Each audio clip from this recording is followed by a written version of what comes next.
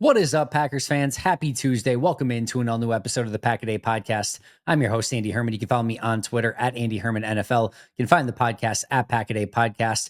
Thank you so incredibly much for being here. For those of you who know me, you know how excited I am for today, because today we are doing our deep dive of first-round pick Matthew Golden, and we are kicking off our series today. We're going to go through Matthew Golden today, and then we'll see if we get any sort of other breaking news. We'll take probably a pause for minicamp this weekend, and then we'll kind of go from there. But we'll get through all 8 of these rookies in their entirety and go into extraordinarily great detail on every single one of them, so you know everything, and I mean everything that you need to know about these rookies that Green Bay just drafted. And of course, always a little bit more exciting when you kick it off with the first round pick. So we're going to go over Matthew Golden, I should say, in a very fun way. And I'm just really excited to kind of let you guys know everything that I found out about him. And just kind of going through the scouting report, had the opportunity to watch his Houston tape. I had obviously went through a ton of his Texas tape, watched all of his targets, all of his big plays, all of his gradable plays prior to the draft. Now I had the opportunity to go through more of his Texas tape and then go through all of his Houston tape as well. And excited to share what I found out with you. So we'll get into that in just a moment. First of all, shout out to our brand new Pack-A-Day Podcast YouTube members, Charles Eaton and Keegan LaCroix. Thank you so much for signing up. Appreciate that a lot. If you haven't signed up yet, what are you waiting for? Definitely make sure to do so. Also, like, subscribe, comment, give those 5-star reviews. All of those things help the channel so incredibly much. And for those of you who have already subscribed or become members, thank you so much for doing that. We did have a pretty solid signing for Green Bay. As far as news and notes goes, this is a pretty solid one that happened on Monday. The Green Bay Packers signed Isaiah Simmons, and we'll probably do a sort of deeper dive on him at some point. But for now, what you need to know about Isaiah Simmons is that he was a former top 10 pick. When he came out of college, I mean, unbelievable freak athlete. I mean, just out of this world. There was a lot of question as to whether or not he would be a safety or a linebacker. He had all the requisite athleticism, as crazy as it sounds, to legitimately do both. At least that was the thought coming out of college. So whatever team, ultimately drafted him, would they play him at linebacker? Would they play him at safety? Where would be his role? Or would he maybe be a base down safety, just like drop in the, nickel linebacker role? Like, how would you utilize him? And the truth of the matter is he's been used at safety. He's been used at linebacker, and he just hasn't found his team, his spot, his niche. It just hasn't completely clicked for him yet in the NFL. Not extremely dissimilar to sort of the Devondre Campbell sort of situation. Campbell was a Falcon and a Cardinal, and then came to Green Bay and found his spot. Campbell was also a very athletic linebacker, not really to quite the extent of Isaiah Simmons, but a very athletic linebacker. Didn't find his home, then came to Green Bay, found the right spot, the right team, and the right system. Played like a first team All-Pro, and like not in a fluky way. I did think it was like a down year for linebackers that year, so that helped a little bit. Where maybe it was first team instead of second team, but a really great season for Green Bay and earned that first team All-Pro. The rest did not go great for Devondre Campbell, for Green Bay, San Francisco, etc. And I do not expect him to be back in the league. But in this scenario, with Isaiah Simmons, Green Bay has some experience of taking a really athletic linebacker who maybe just didn't have a great scheme fit or whatever it might be, take him into Green Bay and have success with it. I think there's a couple of key things here to really note with Isaiah Simmons is he is still very young. He is still in his mid-20s, and he is somebody that has all the traits in the world up until this point. He's he's going to be a linebacker for Green Bay. I don't think they're going to even remotely think about safety because they have that spot covered. What is nice is if you're looking at somebody for the back of a 48-man game day roster, having somebody that does have linebacker ability, that also in like a pinch, you could throw back at safety. That's always an added bonus. But here's the biggest thing. Sort of like we've talked about with Kevin King in Atlanta, going from, just kind of revitalizing his career, going to the Falcons this past year and becoming a really great special teams player. Simmons has found his niche on special teams. He has become a fantastic special teams player. So in a way, you're sort of getting a souped up Eric Wilson here in Isaiah Simmons, somebody that can come in and play linebacker, but also is going to be a big time just special teams guy for you. And it's different, right? Wilson is not the freak athlete, but is a player who has a really great, just sort of football IQ, can play three different spots. Simmons is the freak athlete that is sort of sometimes running around like a chicken with his head cut off, that doesn't necessarily always read and react the right way, doesn't always play everything the way that you would expect him to, but again, has all of those traits, and of course is a fantastic special teams player as well. I think if you are getting your hopes up of like, oh my goodness, they just got a big time linebacker, I would hit the pause button, pump the brakes a little bit. This is somebody that is probably going to be at best their number 4 linebacker. I would expect him very much behind Quay and Cooper, obviously, and then probably even Isaiah McDuffie is going to have to battle with Tyron Hopper for probably that number 4 spot, and then even Christian Welch, right? Because he's got some experience in this defense and is a core special teamer as well. Like there's going to be some battles. And of course, they just got the undrafted free agent as well out of Kentucky that looks like he can potentially, Dumas Johnson, I believe his last name is. He is somebody that could potentially make this team too. So let's see what the contract looks like. Just sort of like we said with McCole Hardman, as to whether or not it's like, all you have to do is look at the guarantees. If it's like 2 million guaranteed, all right, well, he's made the team. We're done there. We know that we can just basically put him on the 53 right now. Not 100% sure, but like 98% sure, right? And then if it's more of like the McCole Hardman, where it's either no minimums or 250K or something like that, well, then we know he's very much going to have to earn his job come training camp. And I would expect him to. I think there's a very strong chance that he makes this team. And I think the other thing that I should note here too is that he's a very fun piece for Jeff Hafley. And if there's any defensive coordinator that I would trust to sort of unlock all of his athleticism and find unique and creative ways to utilize him, it would be Jeff Hafley. And this is just sort of like we've been talking about with Matt LaFleur in offense of, hey, just give him all these different weapons and Matt will figure it out. And they did a great job at wide receiver of adding a couple new elements to that offense there. And they've got different styles of tight ends and running backs and now even offensive linemen. And like now Matt will be able to figure that out and like put all those pieces together. With Jeff Hafley, it's the same thing. Now they've got him a speed rusher that they drafted in the 5th round. And now they have a, super, athletic off-ball linebacker that has safety linebacker hybrid in his name and can just run for days. I mean, there's a world, by the way, in which at some point this season, whether it's due to injuries or happenstance, or maybe there's a specific package that Edgerrin Cooper, Quay Walker, and Isaiah Simmons line up together in like a true 4-3. And if that ever does happen, I would be willing to bet you.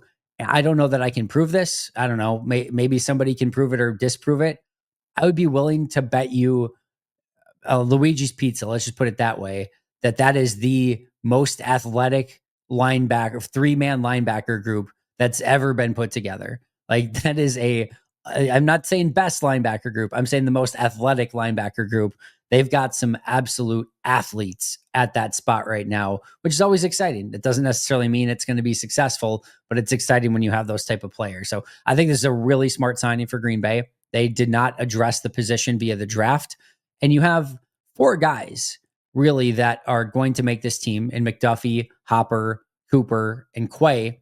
And then you now have, Dumas Johnson, the undrafted free agent, Christian Welch and Isaiah Simmons that are probably battling for 1 or 2 back of the end or back of the roster linebacker spots, which is, I think, exactly where you kind of want to be. And overall, I really like this off-ball linebacker group. You have some young talent. You've got some, players now like Quay Walker who've been in the league for a little bit.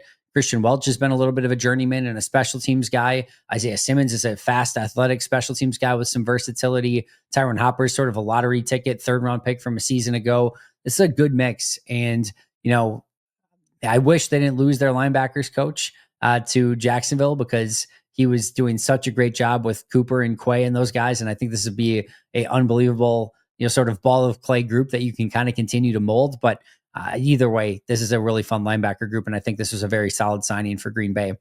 Leonard Payne was released, a back-of-the-roster defensive tackle. He is gone. Zane Anderson signed his exclusive rights free agent tender. Meanwhile, voluntary workouts kicked off, so the Packers were back in town and doing a lot of their practicing and working out and all those sort of things.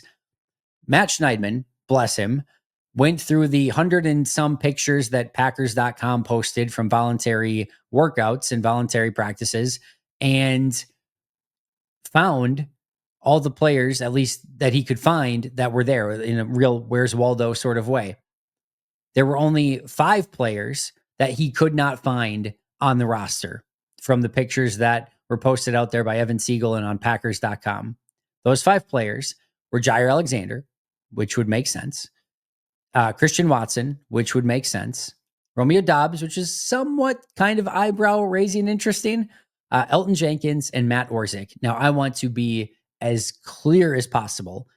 Just because, Matt couldn't find them in the pictures, by no means is a guarantee that they were not there. We have no reports that they weren't there. All 5 of them easily could have been there. So just to be very, very clear, we don't know that they weren't there. We just know everyone else was there. And Matt couldn't find them in any of the pictures that were out there. So Jair, Watson, Dobbs, Jenkins, and Orzik was not located in any of the pictures. Again, very clear. We don't know that they weren't there. They could have been doing something else at the time. Who knows? And if with Watson, he could have easily been rehabbing somewhere. We just don't know the entire situations. But those are the only 5 that Matt could not identify in some capacity. All right, let's get into our Matthew Golden deep dive. And I just want to reiterate what the goal of this deep dive is.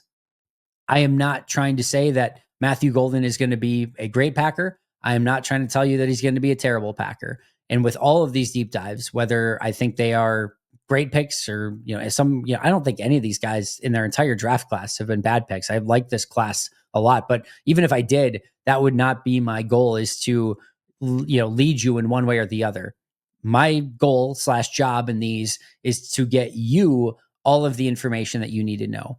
And then you can jump to any conclusion that you would like of he's going to be a Hall of Famer, he's going to be cut in a year, or anything in between. I will let you come to that conclusion. But that's the goal of the deep dives, is to just try to educate you as much as possible on all the things that I saw on tape and that I've been able to find about Matthew Golden as well. So let's get started right away. 5'11", 191-pound wide receiver out of Texas, spent 2 years at Houston prior to transferring to Texas in 2024, just spent the 1 year in Texas, is a true third-year junior, 21 years old, will turn 22 in August, 17%, her 17th percentile arm length, 60th percentile hand size, and a 44th percentile wingspan. So he's got good size hands, shorter arms, okay wingspan, okay height, okay weight. That's what you're kind of looking at from a overall profile of what he looks like physically.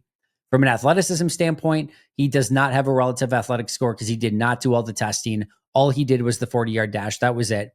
He tested 34th percentile in height, 44th percentile in weight, and then 99th percentile in the 40-yard dash with a 4.2940, the second fastest 40-yard dash time of anyone at the combine this year. Also had a 1.47 second 10-yard split, which is absurd, was also in the 99th percentile. When you put those numbers in to RAS, to the relative athletic score database, what it will also spit you back is players that have similar athletic profiles. Now, this is a little bit less to go on, right? Because we only have height, weight, and 40-yard dash. But 3 players that immediately popped up as similar athletic comps were Emmanuel Sanders, which I think is very fitting, Santonio Holmes, which I think is very fitting, and then just more interesting, Bo Melton was also on that list. When you put their athletic, or when you put Matthew Golden's athletic profile into mock draftable, or you go there and you see it, another one again that popped up here, same thing, was Bo Melton. So again, to be, to just kind of make you aware, that's just athletic profile. That doesn't mean they're going to be those players, good, bad, or indifferent, but just those are similar athletes that played in the NFL that had a similar athletic profile to Matthew Golden, just to kind of give you an idea of what that might look like from an athletic standpoint. All right, PFF. In 2022, his first year at Houston, Golden had a 65.7 grade on 538 snaps, also had a 65.3 receiving grade that year. In 2023, had a 68.4 grade on 403 snaps and a 68.5 receiving grade. And in 2024, had a 74.3 grade on 854 snaps and a 75.6 receiving grade. And I think it's important to note here, and I've talked to you guys about this in the past, one of the things that I love seeing from a college player is that consistent progression. 65.7, 68.4, 74.3. Receiving grade 65.3, 68.5, 75.6. And why it's why it's even a little bit more important this time in 2024 is because he went from Houston. Not that Houston is a small school or bad football school or program or anything like that. They're a very competitive program.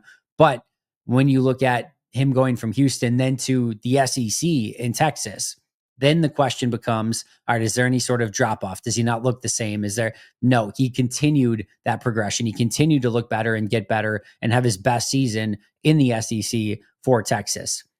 In 2024, he had 91 targets. This is all still per PFF.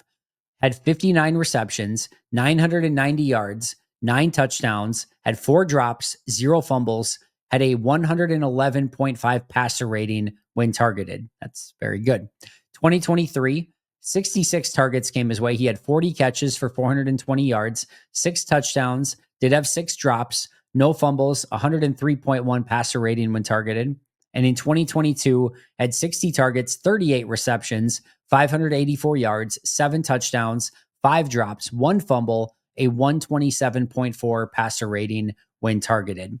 Overall, in his college career, he played 1,493 snaps out wide, 325 in the slot, 17 in the backfield, and then 4 inline. That's where your overall snaps are. So a primary outside wide receiver that can also dabble in the slot a little bit. Quite frankly, I think they could have used him in the slot much more if they wanted to. I just think he's such a talented wide receiver on the outside. Those are usually the harder ones to find. So you play him on the outside. But if in Green Bay, clearly is going to probably want to play him more outside because you have Reed and Wicks amongst others who can play in the slot. Hardman, Melton, even Tucker Kraft amongst others can play there. Musgrave. So I'm sure they're going to want to play him outside more, but he is more than capable of playing as a slot receiver as well. 17 snaps in the backfield, not many, but he can easily be that if you want him to do a little bit of that, not as like a running back, but just kind of, there was a couple plays in like pony personnel and things like that. You can definitely motion him back there, motion him out of there. There's just nothing really that he can't do, which we're going to get into here in just a moment. Also had 130 career special team snaps. 119 of those are on the kick return team as a kick returner. He had 30 kick returns, 771 yards, and 2 career kick returns for touchdown in college. He had 3 punt returns for 0 yards. Some notes: he missed 2 games with a rib injury in 2022, missed 3 games in 2023 due to a turf toe injury that did require surgery.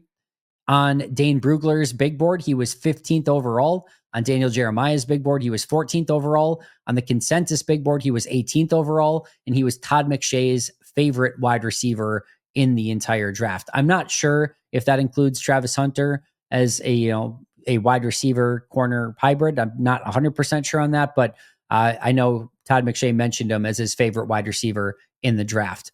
Let's get to the strengths and weaknesses for Matthew Golden. And we're going to spend a hot second on the strengths because there are plenty of them. He is a natural hands catcher. Now, he did have drops. I put those down into a little bit more of concentration drops, but to me, plucks the ball out of the air, as uses the kind of the diamond when he's catching the ball, and it looks very natural. And the other thing I would say too is he got better with the drops and just the hands in general as the years went along. If you look early on, there were some drops, and then there was also some double catches. So it hits his hands and then bounces, and then he still catches it. You didn't see that anywhere near as much at Texas this past year. So you can tell he's worked on it. He's continued to get better at it. But when you just see him play the game, like without even really thinking about it, like he has very natural hands. I think to me, it's all about making sure he's looking at it in and not having those concentration drops, but the hands are definitely there. We'll talk about Goody's comments on those in just a moment as well. Here's the big thing. You can play him outside. You can play him in the slot. He also has some gadget ability. He wasn't really ever used as a gadget guy, at least not in any real way. There is some lining him up in the backfield. There's a lot of wide receiver screens early on at his time in Houston, but he can be a little bit more of a gadget guy. You could certainly give it to him on end arounds, reverses, some jet sweeps, pop passes, things like that. Clearly, you could use him in some of those, bubble screen situations. You could definitely run the pony personnel with him in the backfield and motion him out and get him some screens that way. You could run a Texas route with him out of the backfield. He has that ability, but he's such a great wide receiver on the outside. You don't really need to, I don't want to say resort to that, but they just didn't use him like that at Texas, not much at least. But if Green Bay wanted to utilize him that way, you certainly could. He can do a little bit of everything, and he can do pretty much it all very, very well.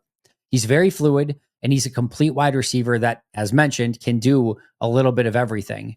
He's got great speed after the catch with incredible acceleration. And I want to note something here as well.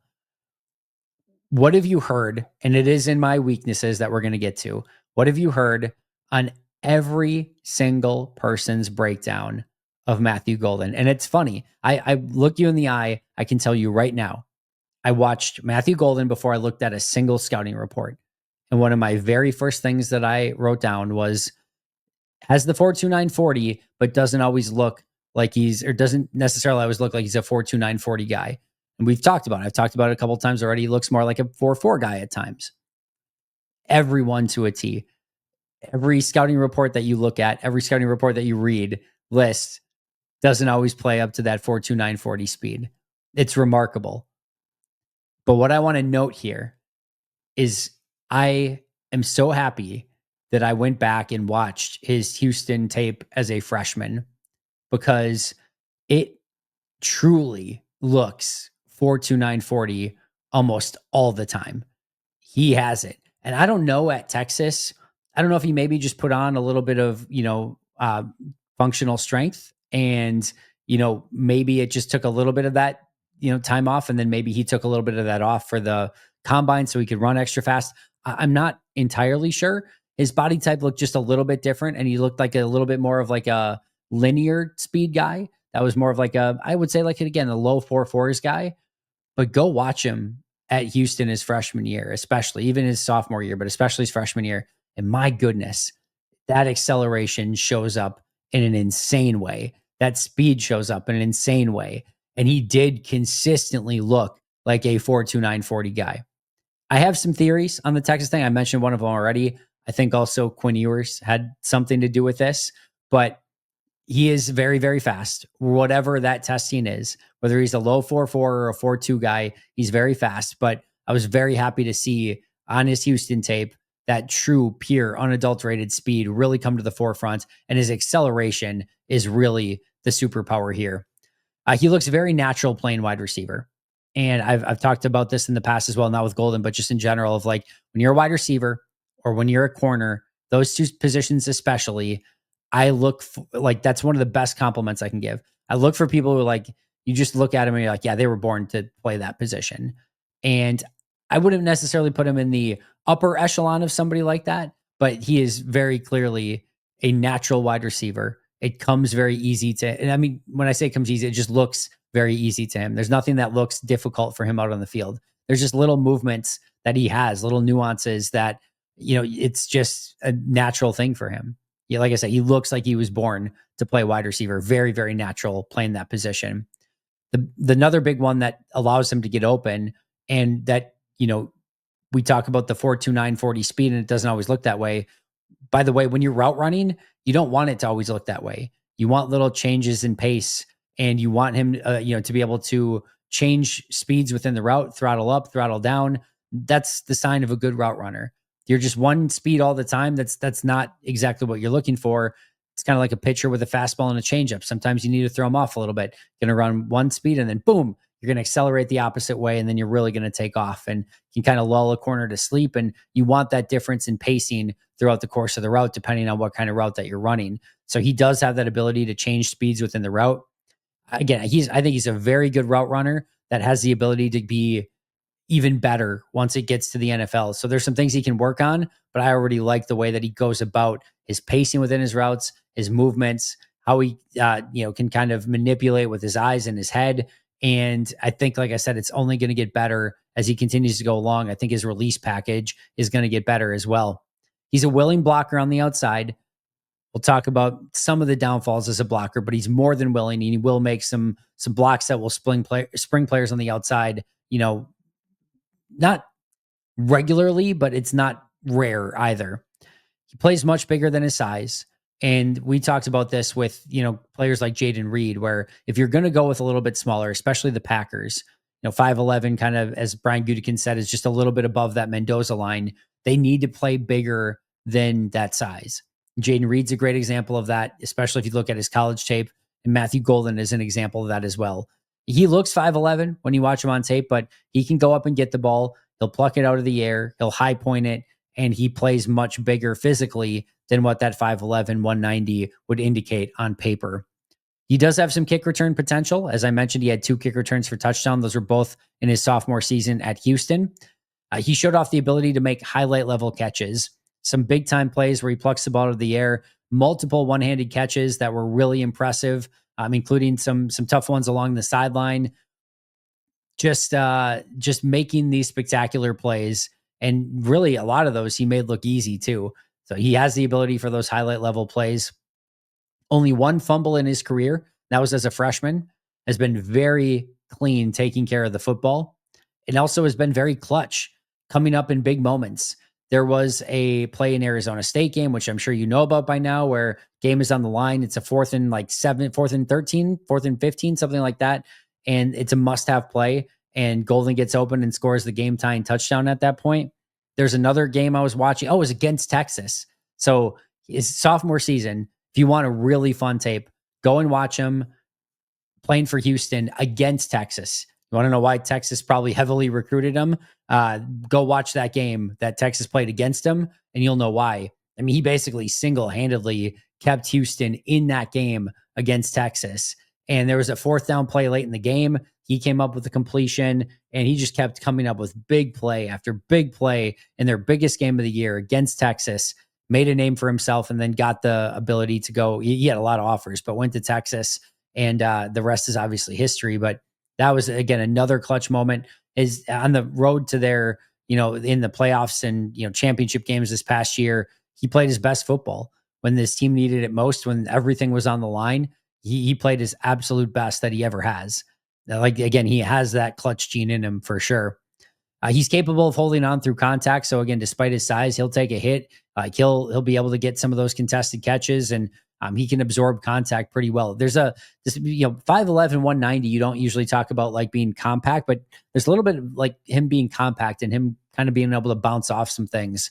I really like kind of his stature, and despite being a little bit shorter, a little bit, not like bigger guy, he does handle contact very, very well.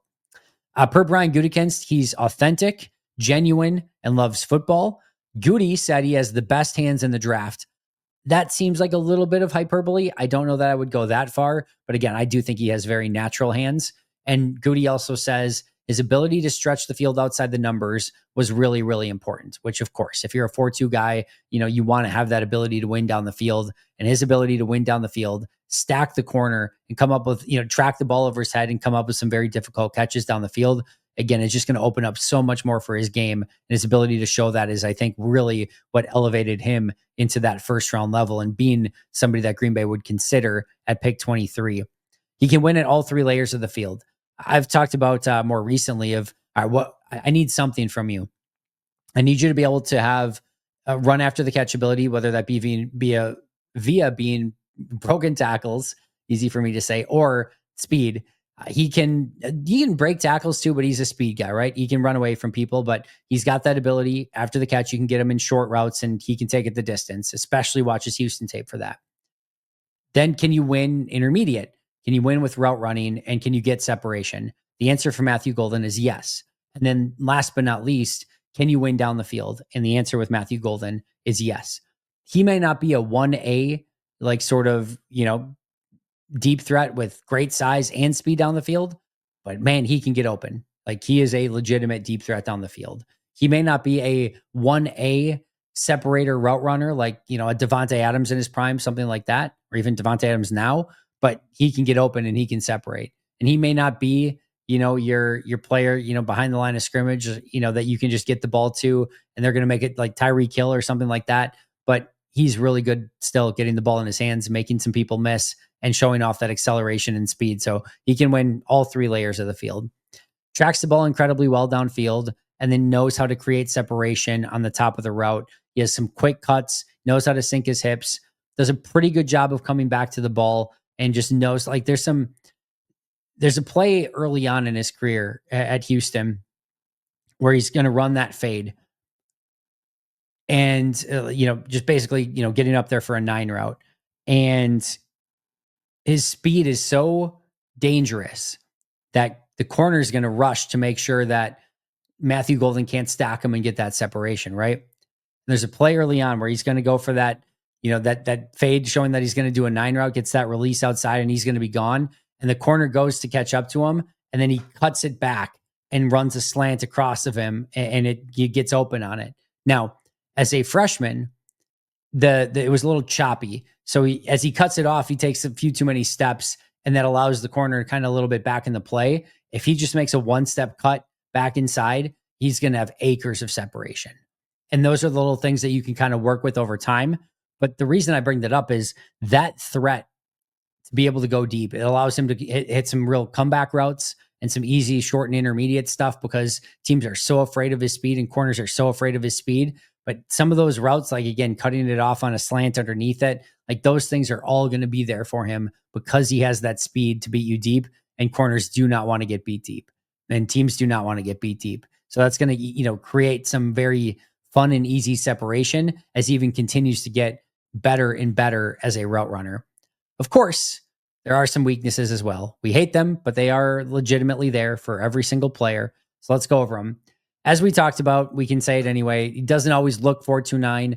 I got so much more, enthusiasm for his speed after watching the Houston tape, and it is there. It is real. It's spectacular. And again, I think some of the stuff at Texas was a little bit more due to the offense, him getting acclimated, and then, Quinn Ewers throwing him ducks down the field that he had to sort of slow down for. I think there's a variety of different reasons there, but he's definitely fast enough one way or the other. With his size, he's going to have a little bit, size deficiencies, smaller catch radius. He's a smaller wide receiver, getting off a press. Those are things that are going to be difficult from time to time, and just based on his size. He does a great job of overcoming it, but his size profile is not obviously that of like a normal premier style wide receiver. Now, Tyreek Hill is a premier wide receiver, and he's shorter and smaller and everything than Matthew Golden. These guys can come in all shapes and sizes, but just in general, if he were 2 inches taller, you wouldn't mind that. Let's just put it that way. But again, he plays bigger than his size for sure. He's not super dynamic after the catch, although I will argue, again, go back and watch his early days at Houston, and he was very dynamic after the catch. I just thought at Texas, we saw some ability to run away from people, and usually makes a very subtle, like one cut, and then uses that speed, which is exactly what you want, by the way. But he's not somebody that's going to, juke and jive and, break a bunch of tackles and things like that. It's more subtle and then speed. And again, I'll say that's exactly what you kind of want from him, but he's not the most dynamic run after the catch guy in the world. I do think there's room for growth with his route running to get better. That's more of a good thing than a bad thing, but he's not a complete route runner at this point in time. He's a willing blocker, but he's not an impact blocker. And you would like to see him play with a little bit more physicality. Part of that's due to his size limitations, but I do think it's within him. So I'd like to see him just be a little bit more physical within his run blocking, but he does at least give effort. And that is kind of at least a first part of getting that correct moving forward. Limited special teams ability. Brian Gutekunst mentioned punt returner. He's got that kick return experience. If anything, he'll probably have some minor return duties, and that's probably it. He's probably not going to be a gunner or anything else. So there is limited special teams ability with Matthew Golden. I wonder a little bit if he would be in this spot had it not been for the last 4 games of his final season, or his last 4 games at Texas. His numbers and his overall sort of career profile were pretty pedestrian, not pedestrian, that's the wrong word, but he didn't really have that breakout. And then in the last 4 games, he broke out in a significant way, averaging over 100 yards per game in those 4 games, and was phenomenal. I mean, phenomenal. So, I mean, the question kind of is, did he just get hot at the right time, get the right matchups, get whatever? Or did he sort of figure it out and the game started to slow down for him more, and now, like, this is the real Matthew Golden? I don't have much concern on that because, again, I went back and watched him at Houston, and I actually think his freshman Houston stuff is some of the best stuff that he has out there. It is really, really fun. So he's had this since day one. He continues to get better, and I think he's only going to continue to get better on his path in the NFL. And then last but not least, leave the throwing to somebody else. He threw 2 passes this past year, and the first one was bowling shoe ugly, just god awful. Let's not. And then for some reason decided to do it again, and he throws a complete wounded duck. Just wobble, wobble, wobble, wobble, wobble, wobble, way up in the air, comes down. 2 guys in coverage, no right to be thrown, and somehow the tight end just out jumps and out muscles everyone and comes up with like a 30-yard reception. So I think he was like 1 for 2 with 30 yards, and it was 2 of the ugliest throws that you've ever seen in your life. So, Savion Williams has argued that what they said was the best arm from TCU, even of the quarterbacks or anyone. So maybe Savion Williams can do a little bit of that if you want a wide receiver to throw a ball, or maybe there's another wide receiver that can do that as well. But I'm good with Matthew Golden not throwing the ball on some trick plays. Let's leave that for potentially somebody else. All right, some other notes that I have. I do, as I mentioned earlier, believe that the quarterbacking at Texas, I can't believe just watching the tape of Golden that Quinn Ewers got drafted. I know he's like a late 7th rounder, but that was some bad quarterbacking at times, leaving him way underthrown over and over and over again. Let's just say Matthew Golden's going to be very, very happy to have Jordan Love throwing him the football moving forward. Early in his career, he had Clayton Tune at Houston, and that was it looked much better. Let's just put it that way, and was able to hit him in stride down the field a little bit more. This was per Marcus Mosher. 28 wide receivers were drafted in round 1 since 2020. Matthew Golden had the fewest yards per game in his best season of any of them. So in their best seasons, in all the wide receivers, 28 of them drafted in the first round since 2020, Golden had arguably the best year of any of them, if that makes sense. And that just shows like what's your upside in your best season. Based on statistics, you would argue that Golden's, best season was the worst amongst normal first round draft picks, again, over the last 28 of them since 2020. I don't read a lot into that. I think a lot of it was some pass interference penalties that don't get caught, sort of into that equation. And then Quinn Ewers. I think if Ewers is a better quarterback, we're talking about Matthew Golden having a massive, massive year this past year. Some other stats. He had a 68.5% success rate versus man coverage, and an 82.5% success rate versus zone coverage, and an 83.3% contested catch rate. 72.4% of Golden's receptions went for a touchdown or a first down last season, which was 5th amongst draftable wide receivers. So think about that. 72.4% of his catches were either a first down or a touchdown. That is a crazy number. And again, 5th amongst draftable wide receivers. Golden had a catch of at least 20 yards in 15 of 16 games this past year. So there's only one game in 16 where he did not have a catch of at least 20 yards, which is a remarkable statistic. He was the only college football wide receiver with more catches of at least 20 yards. Sorry, let me rephrase that one more time. The only college football wide receiver with more catches of at least 20 yards in 2024 was Travis Hunter. He was second. So when it came to deep ball throws, plays of 20 yards or more, Golden was amazing, and only Travis Hunter had more of those than him. And he averaged at least 20 yards per catch in 10 of the 16 games this past season. So some really fun numbers there. Some good, some not so good maybe, but again, showing you sort of overall weapon that he is. And like I said, some very fun statistics mixed in there. What can he bring to Green Bay in 2025 as a wide receiver? Anything they need him to be. Now, part of it's going to be his transition from college to the NFL. How long does that take? How quickly does he feel acclimated to the NFL level? But if you want to play him at either outside wide receiver spot, if you want to play him in the slot, if you want to use him a little bit more gadgety, if you want to use him as a returner, you can. He's got all of that in his wheelhouse. It just depends on how you want to use him, and it just depends on how quickly he acclimates himself to the NFL, which, by the way, I think is not going to take a huge chunk of time. He is that natural of a wide receiver. I think he's going to be able to help Green Bay right away in 2025. As mentioned, there's some potential return ability as well. He's definitely at worst going to bring some depth and competition to that wide receiver room, which is a great sign because those guys need to really step up in 2025. And the other thing I'll say is he has an it factor. So it would not stun me if we saw, him just kind of start showing that off sooner rather than later. He's a very talented wide receiver. He has extreme confidence and he wants to go out there and compete. Because of that, I think there is a good chance that he can come in and do a lot of good for this offense, right away in 2025.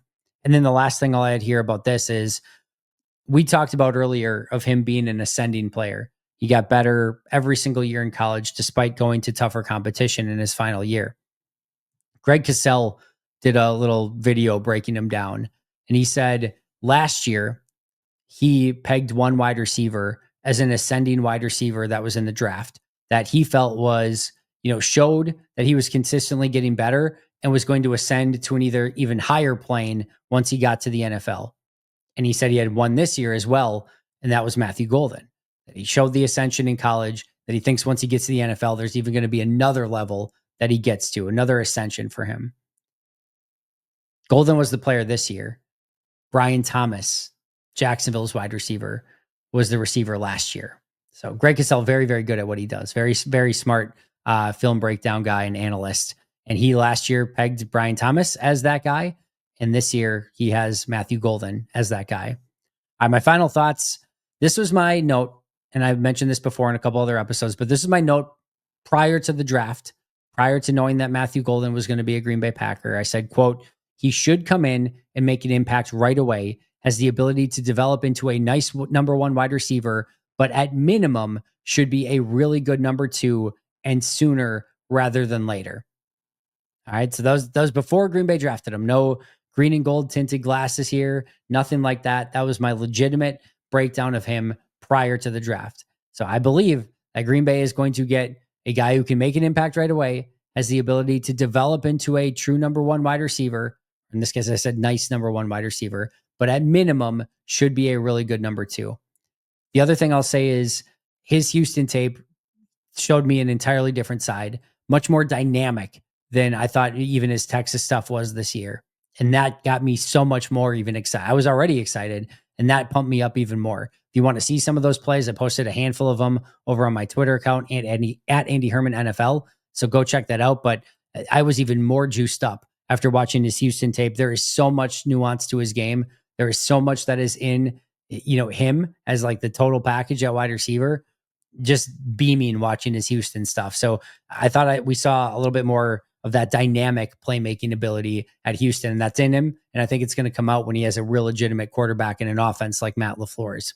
And last but not least, I cannot wait to see him at rookie minicamp. Can't wait to see what he looks like, the type of speed that he plays with. Really looking forward to it this weekend to see what some of these rookies look like. And certainly Matthew Golden is on top of that list. All right, friends, that's going to do it for me today. Thank you so much for joining. Hope you enjoyed our first deep dive breakdown. We will get to round 2 tomorrow, then round 3, and so on and so forth.